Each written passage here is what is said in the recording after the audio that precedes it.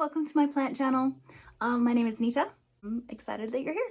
Okay, so today I want to go over Anthurium seeds, how to grow them, how to pollinate them, how to harvest them, all the things, all the Anthurium things. Right now, I've got Anthurium that is producing berries. The berries are ready to be harvested, which is way exciting. And I have other inflows in different stages. So let's get into it. I'm excited to show you guys. This right here is my forgetii crossed with a red crystal, or it's the other way around. I can't remember. I got this guy from Plants and Pamperin' a while ago. Let me get up here, show you the newest leaf. It's a little dusty, but she is so pretty, so pretty. This does not look great, but it's normal. This is her second batch of seeds. Look at all those berries. This right here is an inflorescence. This is flower on my Cataphyll, who is lovely. Hello, pretty lady. I think I need to repot her actually, because her newest leaf is not nearly as long as the previous one. I think it's hardening up. I'm getting distracted. So this is an inflorescence. It just came out. And I do not believe there's stigmatic fluid on it, but look how cool it is. It's like a checkerboard. This flower or inflorescence has gone through both stages. You can see a tiny bit of pollen left on there, right there. And it is dying off. This infructescence, I can never say it right, is when it's been pollinated and it's taken, and it is working on producing berries. Okay, so this lady, she is losing some of her leaves. You can see this one too.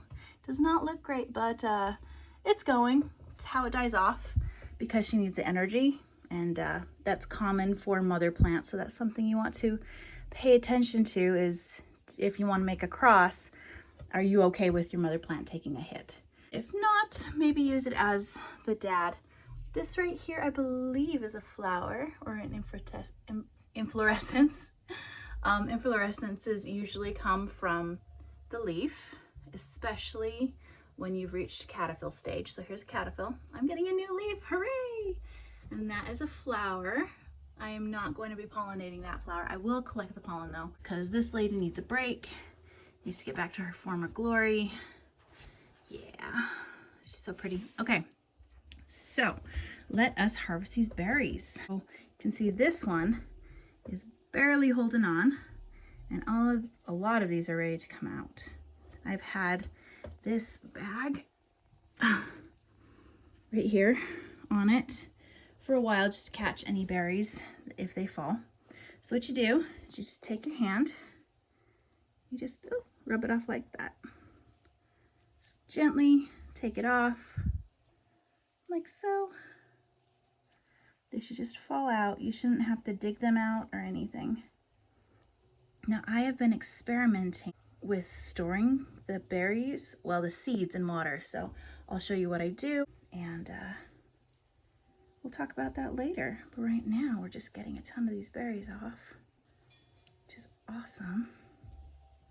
Okay, I'm gonna put these in my little container before I drop any, and I'll be right back. Berries in container. All right, I'm gonna put this guy up here and continue. It's a lot easier. Oops, sorry. It's a lot easier with 2 hands. So I think I'm gonna show you one more time, and then I'm going to put the camera down and use both hands. So you just kind of roll it off there. Nothing too crazy. Cute little berry. Not such cute fingers, but that's okay. I am a mess. You can't avoid it. That's okay. All right, I'm gonna put the camera down and I will show you what to do next after I've harvested all the seeds that are ready. All right, we got a lot of them and there's not many left. Just waiting for these guys to get ready. So yay.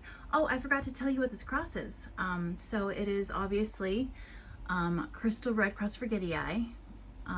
So that's this plant, that's the mother plant, crossed with Bessier af, and I am so excited about it. This is my Bessier af. She had a little bit of spider mite damage when she was coming out. She's okay now. Anyway, This is the father plant, and I love Bessie AF so much because one, their veins are just amazing. They're so glowy. Their emergents have like purples, and just they're some of the prettiest emergent leaves I have ever seen. I love the sinus. Just, this is not the best example. She's been prettier, but very excited for this cross. So what I do now is I fill it up with water, and then all you do is you press the berry against the side, and it pops out the seed. It cleans it as you go, just like that. Super simple. I do that to all of them. Let me show you what a seed looks like. Get one out. Ugh. All right, this is what a seed looks like.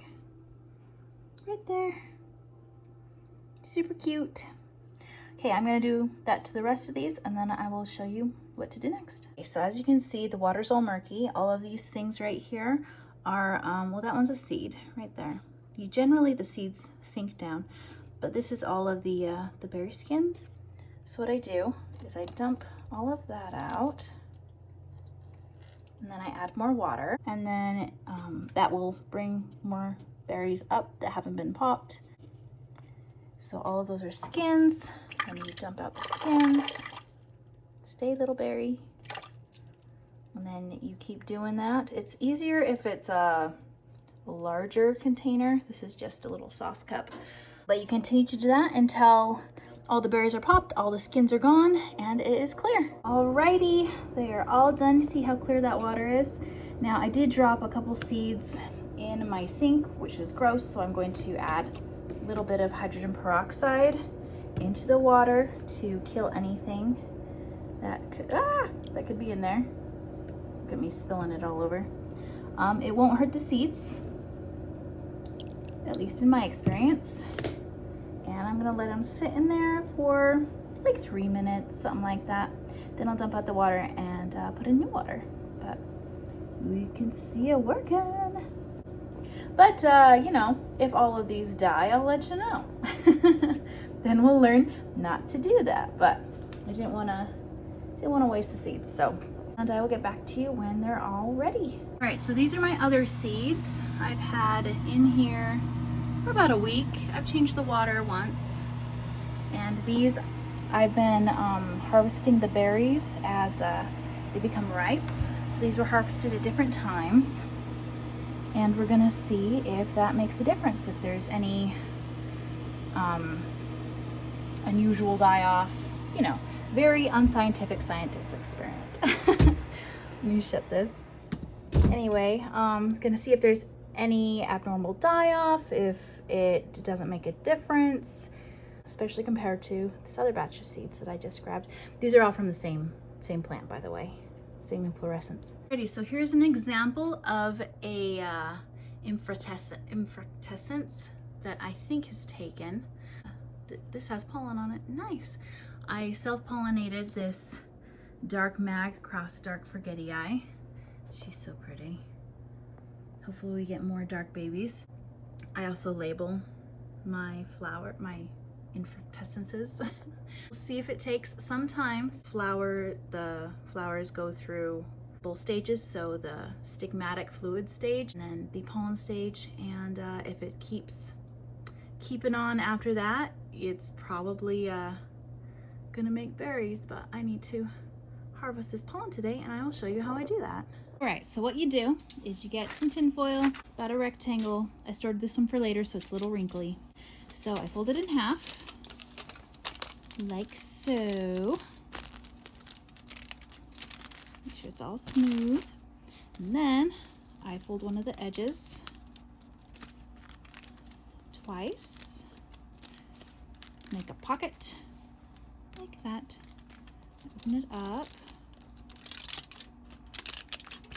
You want to make sure your hands are clean when you do this. My hands are clean, they're just, you know, painted. And you got a little pocket like that.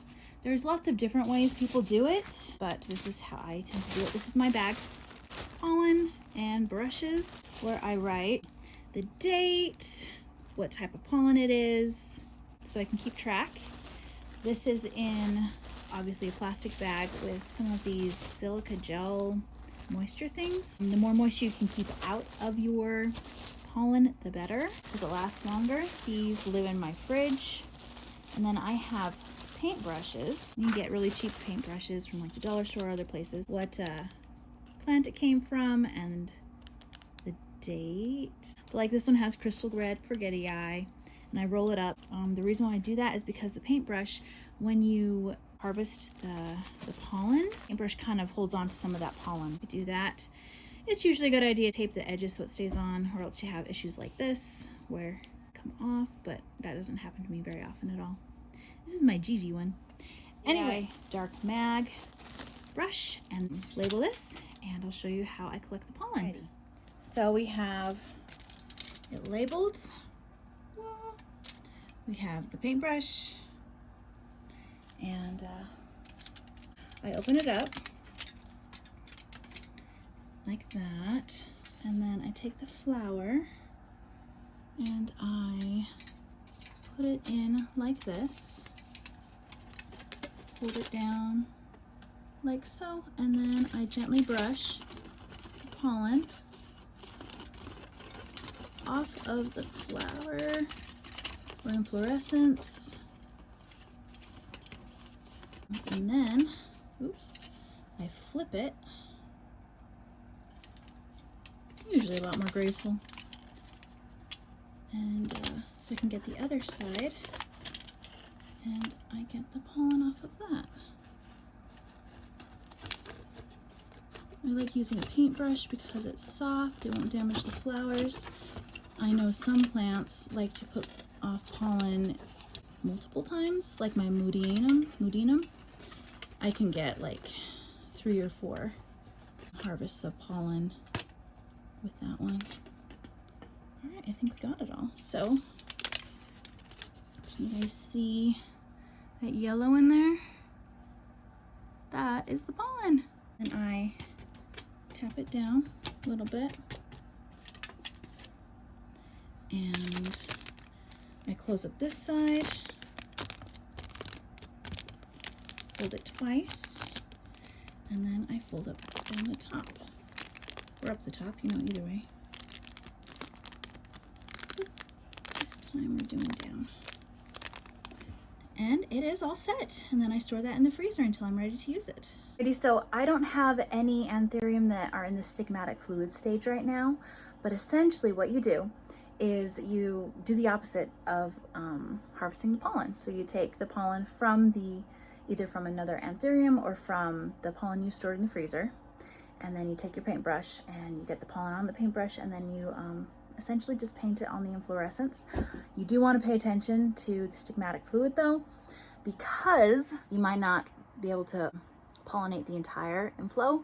You want to make sure you have a good amount that has the sticky, clear stigmatic fluid on it. And hopefully sometime I'll be able to get some footage of what that looks like, but that's okay. Let's get back to the seeds, and I will show you how I pot them up and I get them started germinating. Alrighty, so we are all set up. I have my tweezers. I've already sterilized these with rubbing alcohol. This is the substrate I like to use. It is tree fern fiber with a tiny bit of osmocote, worm castings, and some perlite. Basically something that has aeration but will hold moisture, because seeds like moisture. So first off, here's an example of some seeds that just died. This was a cross that germinated. I harvested the berries, harvested seeds, but it wasn't viable, and so all the seeds just didn't germinate, which is fine. It was a crystal Bessier crossed with pallidiflorum, and didn't work. That's what they look like when they're dead. This is what they look like when they're alive. This is the crystal red crossed forgetty eye that is the mother to the other seeds I just harvested. Those are selfed, so we'll see what we get, but you can see how fuzzy that root looks. The little seedlings that are germinating, so cute. Some of these green things are the perlite. I've already weeded out dead or rotting seeds. You can see an example, I believe, right there. that is a seed that is not good anymore. Also right next to it, those yellow ones. So I'm gonna throw those out, but that is what it looks like when they've been germinating for a while. I think I've had these guys in here for about 2 weeks, and they've been living right underneath a grow light. So that's pretty exciting. I love seeing the fuzzy roots. Put the lid back on though. So here are our seeds. These are the ones that have been in the water for about a week. These are the ones we've gotten today. So first off, I'm going to take my water. I use liquid dirt water just as my base, which is fantastic stuff. I like it. It's more of a soil food or a plant food than it is a fertilizer. It's very gentle. I'm planning on planting up the seeds in different batches just so that we can see if there's any difference, any advantage to storing seeds in water and planting them all at the same time, or just planting them as you go. All right, so you can see right there how that's a dry spot and the water's seeping down. Hello, kitten. How are you? That is Callie. Anyway, I'm gonna let that soak in a little bit. You can also see how it's seeping in on the bottom. So you want it all moist, all wet. All right, so let's do the new ones in here. So I'm just gonna dump those in, and then I'm gonna spread them around with my tweezers. You don't want them all in a clump like that, because you know, you do have some seed die off, they start to rot, stuff like that, so you don't want them touching each other too much, if at all. Just kind of move them around. It's really, really fun to do if you're like watching a YouTube video while you do it, or a movie, or listening to a podcast. I need to get into podcasts more. I go through cycles. I get into YouTube and I don't really listen to podcasts, and then when I'm tired of YouTube, then I go to podcasts and stuff like that. Not that I'm tired of YouTube right now, but there's a lot of cool podcasts out there. Anyway, so you do essentially that. And I am going to finish up doing this and then putting these guys in, and I will get back to you when that's all done. Alrighty, they are all settled in there. I have some plastic wrap on top to keep in humidity. They are labeled. This one is labeled. And now I'm just gonna put them directly in front or underneath the grow lights, just like this guy over here. Would you look at that sleeping little house goblin? She's so sweet. What a cutie. She has had a big morning. I will put these guys where they need to go, and I will show you that. Heat is important, because it stays between, I'd say, like 68 and 78 degrees. You should be good. I'm usually around 72. So this is where my seedlings are. Right there, there's a grow light right there.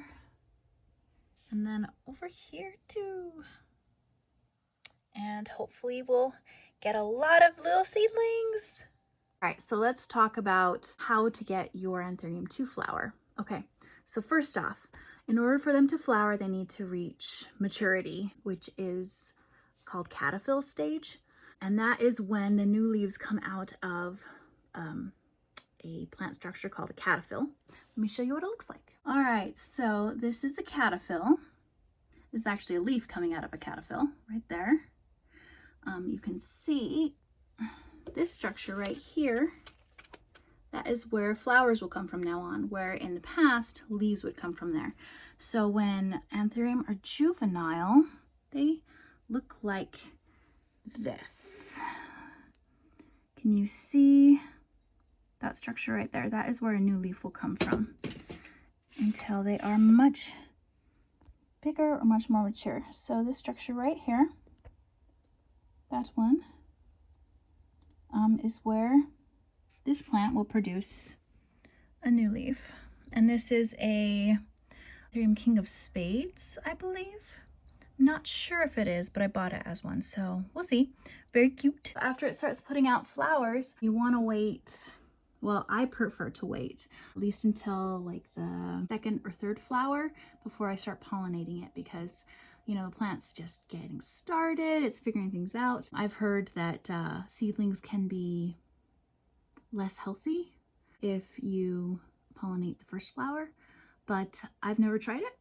I know other people in the plant community who have, so I just wait for the second or third flower before I pollinate and make berries. That's pretty much everything I can think of about Anthurium pollination, their flowers, harvesting the seeds, making seedlings. I can make more videos on these little seedlings through their lives, which would be great. I think that's it for me. So if you could like this video, that would be awesome. Feel free to subscribe. Thank you for joining me, and hopefully this was helpful.